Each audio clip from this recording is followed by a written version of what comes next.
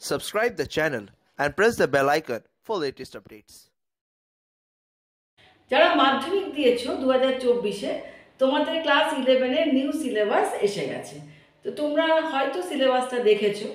তো একটা জিনিস লক্ষ্য করছি প্রত্যেকের মধ্যেই, ছাত্রছাত্রীরা যখন ফোন করছে তাতে জানতে পারছি যে প্রত্যেকেরই একটাই কথা, ম্যাম নিউ সিলেবাস, ম্যাম দেখেছে নিউ সিলেবাস কী হবে, এবার তো সেমিস্টার সিস্টেম করে দিয়েছে, ম্যাম দুটো করে পরীক্ষা দিতে হবে। তো আমি ওদেরকে যা বোঝাচ্ছি, আমার মনে হলো আমার অনলাইনেও তো প্রচুর ছাত্রছাত্রী রয়েছে, তাদেরকেও তাহলে এগুলো আলোচনা করা দরকার। তো আজকে আমি তোমাদেরকে বলি যে 11 তোমাদের কাছে সব সময় নতুন।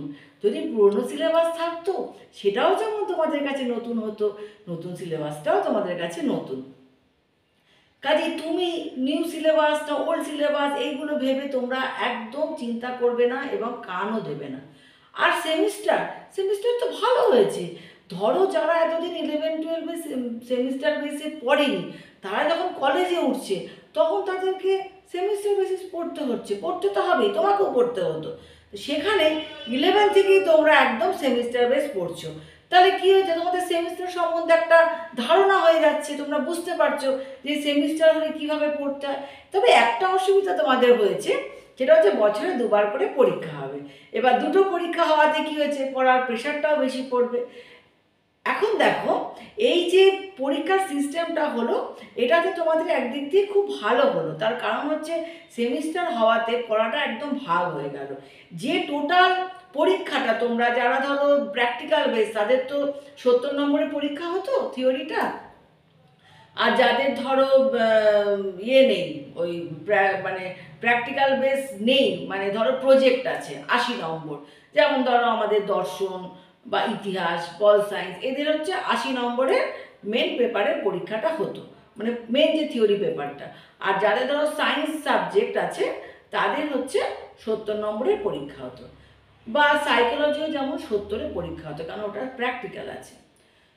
তো এরকম অনেক সাবজেক্টই আছে, এই মুহূর্তে বলছি না, অনেক সাবজেক্টই আছে যেগুলো 70-এ হতো, 80 হতো। যাই হোক, সেটা তুমি যে সাবজেক্ট নেবে সেই অনুযায়ী তুমি দেখে নেবে যে কোনটা তোমার 70 নম্বর আছে, কোনটা 80 আছে।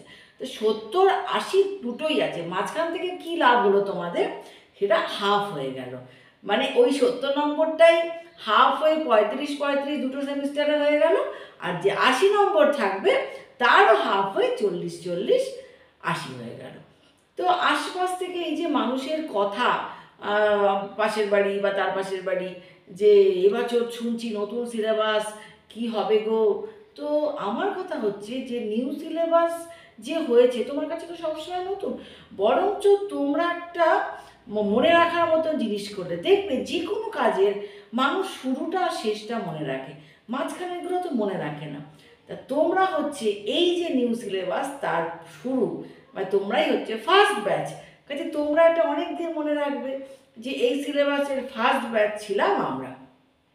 তাহলে এটা হচ্ছে তোমাদের জন্য ভীষণভাবে পজিটিভ দিক।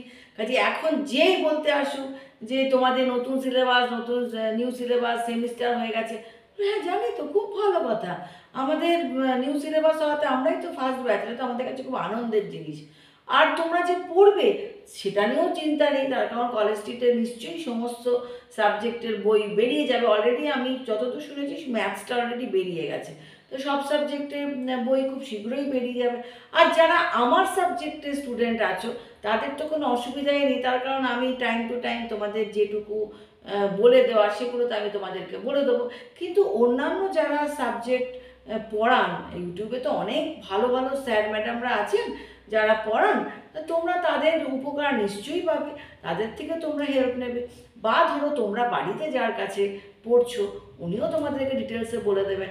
কাজে টেনশন করার মতন কোনো জায়গায় নেই, বরং আমি বলবো যা হয়েছে খুব ভালো হয়েছে, যাতে তোমাদের কলেজে গিয়ে এই সেমিস্টারকে ফেস করতে না হয়। তোমরা 11-12-এই তোমরা সেমিস্টার কি সেটা তোমরা জেনে যাচ্ছ। তো তোমাদের যে মার্কস ডিভিশন হয়েছে যে কি পড়তে হবে সেইটা তোমরা একবার দেখে নাও। ক্লাস 11-এ যারা উঠেছো, যারা এবছর নিউ সিলেবাসে পরীক্ষা দেবে, তোমাদের যে সেমিস্টার ওয়াইজ যে পরীক্ষা হচ্ছে এটা তো এতক্ষণে জেনে গেছো যে ক্লাস 11-এ দুটো পরীক্ষা হবে, সেমিস্টার 1 অ্যান্ড সেমিস্টার 2। আর 12-এ দুটো হবে, সেমিস্টার 3 অ্যান্ড সেমিস্টার 4। তাহলে আমি দেখো তোমাদেরকে একটা স্কেচ করে বুঝিয়ে দিচ্ছি। এখানে 2024-25 তোমরা হচ্ছে ক্লাস 11-এর ব্যাচ হচ্ছে কি 24-25। তো এখানে যাদের ধরো প্র্যাকটিক্যাল আছে, প্র্যাকটিক্যালে তো অনেক সাবজেক্ট আছে, সায়েন্সের যত সাবজেক্ট আছে, জিওগ্রাফি আছে, সাইকোলজি আছে, এই সাবজেক্টগুলোতে কি আছে প্র্যাকটিক্যাল আছে।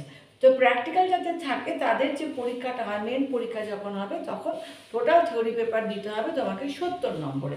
তা 70 নম্বরের ডিভিশনটা কি দেখে নাও। এইখানে যাদের প্র্যাকটিক্যাল আছে তাদের কত 70 নম্বর, 70 নম্বর যাবে তাদের পাস মার্ক কত থাকে 21, মানে 30%। আর যাদের প্র্যাকটিক্যাল নেই তাদের টোটাল দিতে হবে কত 80, তাদের পাস মার্ক কত থাকবে 24। দেখো আমি এখানে লিখে দিয়েছি যে যাদের প্র্যাকটিক্যাল আছে তাদের সেমিস্টার 1 অ্যান্ড সেমিস্টার 2, সেমিস্টার 1 থাকবে 35 মার্কস অনলি এমসিকিউ, আর সেমিস্টার 2তে যে 35 মার্কস থাকবে সেটা হচ্ছে বড় কোশ্চেন। তাহলে টোটাল কত হচ্ছে, টোটাল হচ্ছে তোমার 70, যেটা আমি তোমাদের এখানে বললাম যে 70। এখন এই যে 70 তাহলে তার পাস মার্ক কত হচ্ছে 3 7 21, 30% হলে এই যে এখানে বলেছি 21, তাহলে পাস মার্ক হচ্ছে 21। এখন তুমি এই ফার্স্ট সেমিস্টারে যাই তোলো না কেন, হয়তো তুমি 10 তুললে, তাহলে সেকেন্ড সেমিস্টারে তুমি 11 তুললে, 10 আর 11 মিলে 21। যদিও এই কথাটা বলা আমি খুব একটা পছন্দ করি না, পাস মার্ক, কেননা পড়াশোনা তো পাস করার জন্য পড়ছো না, ভালো নাম্বার পাবে, যাতে ভালো কলেজে চান্স পাও, কাজে পাস মার্কটাকে মাথা থেকে একটু সরিয়ে দাও। তাও আমাদের বলতে হয় আর বলে আমি বলছি, কিন্তু আমি ব্যক্তিগতভাবে এই শব্দটা শুনতে ভালোবাসি না, তাই জন্য তোমাদেরকে বললাম যে পাস করার জন্য তো আর পড়ছো না, এই যে এত কষ্ট করে পড়াশোনা করছো, তুমি পাস করার জন্য পড়ছো, ভালো রেজাল্ট করবে, ভালো কলেজে চান্স পাবে, তারপরে আরও কত হায়ার স্টাডি করবে, সেই জন্য পাস মার্কটা জানার জন্য জেনে রাখো, কিন্তু ওখানে বেশি ফোকাস করার কোনো দরকার নেই। তাহলে এখানে কি দাঁড়ালো, এই হচ্ছে টোটাল সিস্টেমটা আমি এখানে লিখে দিয়েছি। আমি জিওগ্রাফি, সাইকোলজি, ম্যাথ, সায়েন্সের যত সাবজেক্ট সবই কিন্তু 70 মার্কসের পরীক্ষা হবে, এবং খুব সম্ভবত এই পরীক্ষাটা হবে সেমিস্টার 1টা হবে নভেম্বর মাসে। এটা ঘোষণা করেই দিয়েছেন যে সেমিস্টার 1টা হবে নভেম্বর মাসে। তো এখন এই যে যাদের 70 নম্বর তাদের যে ডিভিশনটা করলাম, তাহলে যাদের প্র্যাকটিক্যাল নেই তাদেরটাও তো বলতে হবে, যাদের প্র্যাকটিক্যাল নেই তাদের সেমিস্টার 1 অ্যান্ড সেমিস্টার 2তে থাকবে সেমিস্টার 1 অ্যান্ড সেমিস্টার 2তে থাকবে 40 40 80। প্রথম সেমিস্টার যেটা থাকবে সেই সেমিস্টারে হচ্ছে তোমার 40 নম্বর এমসিকিউ, আর সেমিস্টার 2তে হচ্ছে বড় প্রশ্ন।